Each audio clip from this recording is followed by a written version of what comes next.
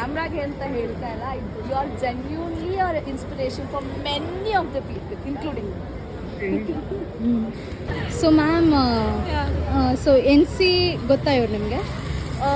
ತುಂಬ ವೀಡಿಯೋಸಲ್ಲಿ ನೋಡಿದ್ದೀನಿ ಅವ್ರನ್ನ. He is one of an actual inspiring person for me.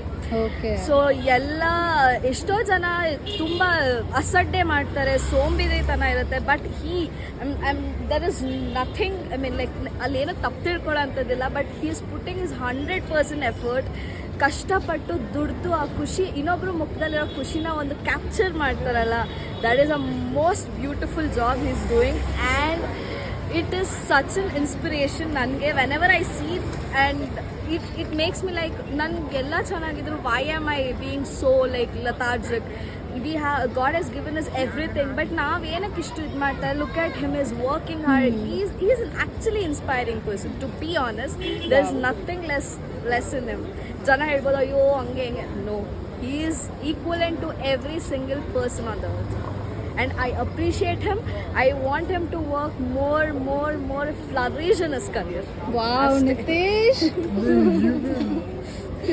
So thank you so much ma'am. Actually Nitish ನೋಡ್ಕೊಂಡು ತುಂಬ ಜನ ಸ್ಟ್ರೀಟಿಗೆ ಬರ್ತಾರೆ.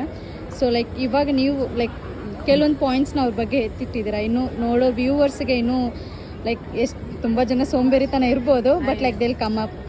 I really want that, because ಆ ಛಲ ಅನ್ನೋದು ಒಬ್ರು ಮನುಷ್ಯನ್ ಬಂದ್ರೆ ದೇವ್ರು ಏನೇ ಅಡೆತಡೆ ಇಡ್ಲಿ ಅದನ್ನ ಛಲ ಸಾಧಿಸ್ತೀನಿ ಅನ್ನೋದಿದೆಯಲ್ಲ, that's the first step for whatever the achievement they do in their life. That's it. Thank you so much ma'am. It's a genuine response. ನಾನು ಕ್ಯಾಮ್ರಾಗೆ ಅಂತ ಹೇಳ್ತಾ ಇಲ್ಲ, you are genuinely or inspiration for many of the people including me.